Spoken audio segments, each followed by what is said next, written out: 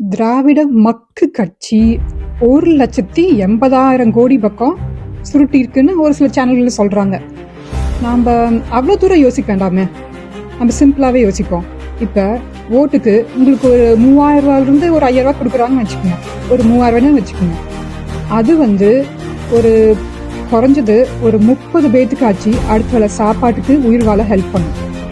என்னம்மா சொல்கிறேன், நானே ஏதோ அவங்க கொடுக்குற காசில் அவசரத்துக்கு ஏதோ யூஸ் பண்ணலான் இருக்கேன், நீ அதையும் வாங்க வேணான்னு சொல்கிற அப்படிங்கிறீங்களா? கண்டிப்பாக நீங்கள் அவங்க கொடுக்குற காசை வாங்குங்க. அது ஏன்னு சொல்கிறேன், ஏன்னா இப்போ நான் உங்கள் காசு உங்கள்கிட்ட இருந்து வாங்கிட்டு அது உங்களுக்கு தெரிய வச்சு நீங்கள் என்ன சொல்வீங்க, முதல் வேலையாக என் காசை எங்கிட்ட திருப்பி கொடுங்கன்னு சொல்லுவீங்க. அதே மாதிரி தான் உங்களுக்கு தெரியாமல் பல கோடி நம்ம நாட்டோட காசை அவங்க பாக்கெட்டுக்குள்ளே போட்டுட்டாங்க. நீங்கள் யாருக்கு ஓட் போடுறீங்கன்னு வெளியே சொல்ல வேண்டிய அவசியமே இல்லை. நல்லா கேட்டுக்கங்க, நீங்கள் யாருக்கு ஓட் போடுறீங்கன்னு வெளியே சொல்ல வேண்டிய அவசியமே இல்லை. அவங்க கொடுக்குற காசை மறக்காம வாங்கிக்கிங்க. அதே மாதிரி நேர்மையாக ஆட்சி நடத்துவோன்னு சொல்ற விசில் டிவிகேயோட விசில் சின்னத்துக்கு ஓட் போடுங்க, மறந்துடாதீங்க.